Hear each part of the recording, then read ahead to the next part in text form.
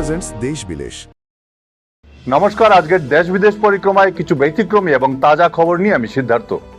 প্রথমে দেখে নেব টপ পয়েন্টস। আবারও যন্তর মন্তরে কড়াকড়ি, সিজেপির নতুন আন্দোলনের হুঁশিয়ারি। বিজেপিতে যোগ না দিলে ফল ভুগতে হবে, অভিজিৎ দীপকে খুনের হুমকি। বিহারের জাহানাবাদে বৌদির মুন্ডচ্ছেদ করে গাছে ঝুলালো দেওর।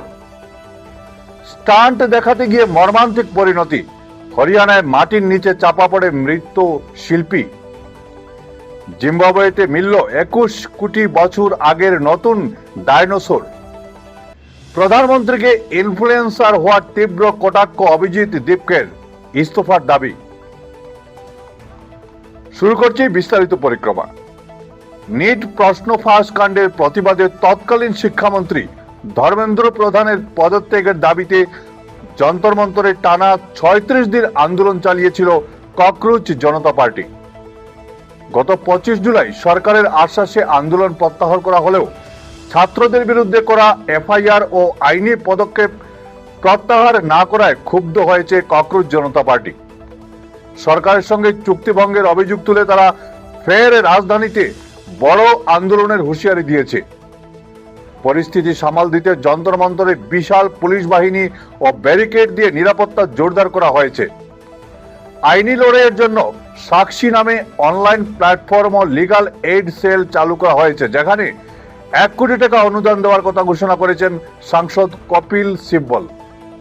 মে মাসের মাঝামাঝি সময়ে সিজেপি প্রতিষ্ঠার পরই ইউটিউব রিলসের মাধ্যমে সংস্থার প্রতিষ্ঠাতা অভিজিৎ দীপকে সরাসরি হুমকি দেওয়া হয় বলে অভিযোগ করেছেন তার বাবা ভগবান রাও দীপকে। ভিডিওতে বলা হয়েছিল, অভিজিৎ বিজেপির সদস্য না হলে এবং তার বাবা মা কোথায় থাকেন তা তাদের জানা আছে, তার পরিণাম ভালো হবে না। দিল্লি থেকে নিজের শহর মহারাষ্ট্রের ছত্রপতি সম্ভাজিনগরে ফেরার পর এই চাঞ্চল্যকর তথ্য প্রকাশ্যে আসে। এদিকে সাম্প্রতিক আন্দোলনের নেতৃত্ব দেওয়ার জেরে টাইফয়েড আক্রান্ত হয়েছিলেন অভিজিৎ। সুস্থ হয়ে তিনি স্পষ্ট জানিয়ে দিয়েছেন, সরকারের সদিচ্ছা না বদলালে এবং ছাত্রদের ওপর থেকে মামলা না তুললে আরো বড় আন্দোলন গড়ে তোলা হবে। वो अभी की बात नहीं थी, वो मई की बात थी, 15, 16, 17 मई की बात थी।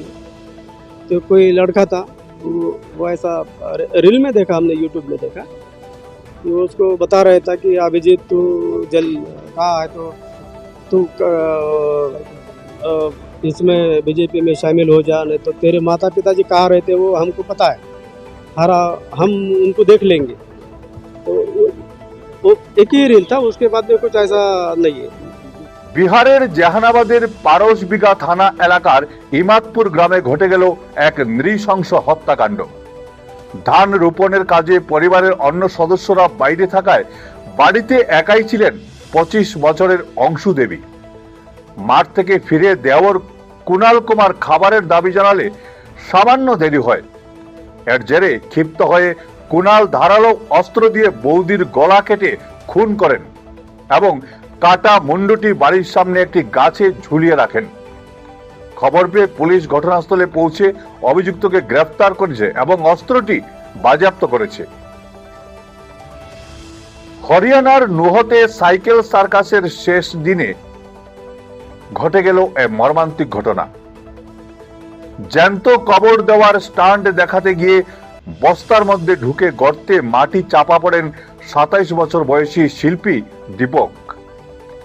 নিয়ম অনুযায়ী 24 ঘন্টা পর তাকে তোলার কথা থাকলেও দর্শকদের কাছ থেকে 7,100 টাকা সংগ্রহ না হওয়া পর্যন্ত তাকে গর্ত থেকে তোলা হয়নি বলে অভিযোগ। প্রায় 36 ঘন্টা পর তাকে মৃত অবস্থায় উদ্ধার করা হয়। প্রাথমিক অনুমান, দীর্ঘ সময় মাটির নিচে থাকায় শ্বাসরোধ হয়ে তার মৃত্যু হয়েছে। পুলিশ এই ঘটনার অস্বাভাবিক মৃত্যুর মামলা রুজু করে তদন্ত শুরু করেছে।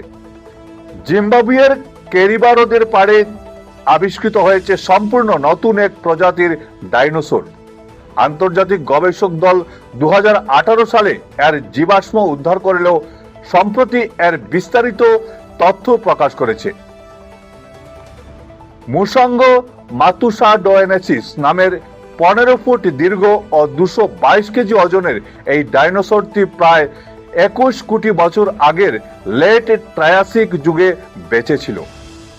স্থানীয় সোনা ভাষায় মুসাঙ্গ শব্দের অর্থ হলো ঝোপঝাড় বা বনে বসবাসকারী, যার নামানুসারে এর নামকরণ করা হয়েছে।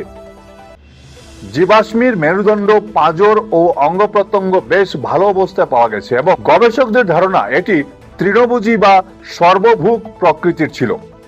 এই আবিষ্কার প্রাগ ঐতিহাসিক যুগে দক্ষিণ আফ্রিকার বিভিন্ন অঞ্চলের স্বতন্ত্র বাস্তুতন্ত্র এবং ডাইনোসরদের বিবর্তন সম্পর্কে এক নতুন দিগন্ত উন্মোচন করেছে। নিট প্রশ্নপত্র ফাঁস কাণ্ডে প্রধানমন্ত্রী নরেন্দ্র মোদীকে তীব্র কটাক্ষ করে ককরোচ জনতা পার্টির প্রতিষ্ঠাতা অভিজিৎ দীপকে তার পদত্যাগ দাবি করে ইনফ্লুয়েন্সার হওয়ার পরামর্শ দিয়েছেন। আন্দোলনকারী ছাত্রদের উপর পুলিশের হেনস্থা এবং বল প্রয়োগের তীব্র সমালোচনা করে তিনি জানান, সরকার ভুল ভাবছে যে আন্দোলন থেমে গেছে। সিবিআই এর আইনজীবী অনুপস্থিত থাকায় বিচার প্রক্রিয়া নিয়ে প্রধানমন্ত্রীর প্রতিশ্রুতিকে কটাক্ষ করে তিনি আরো বড় আন্দোলনের হুঁশিয়ারি দিয়েছেন। অন্যদিকে পরিস্থিতি নিয়ন্ত্রণে যন্তর মন্তরে পুলিশ ব্যারিকেড ওয়েল্ডিং করে নিরাপত্তা বাড়িয়েছে এবং মিথ্যা মামলায় জর্জরিত পড়ুয়াদের আইনি সহায়তায় সিজেপি সাক্ষী পোর্টাল চালু করেছে। আজ ছিল এ পর্যন্তই। প্রতিদিন বেলা 2টোয় দেখতে ভুলবেন না ঈশান বাংলা দেশ বিদেশ পরিক্রমা। ভিডিও সম্পাদনায় আমার সঙ্গে ছিলেন বঙ্কিম সোনার। নমস্কার।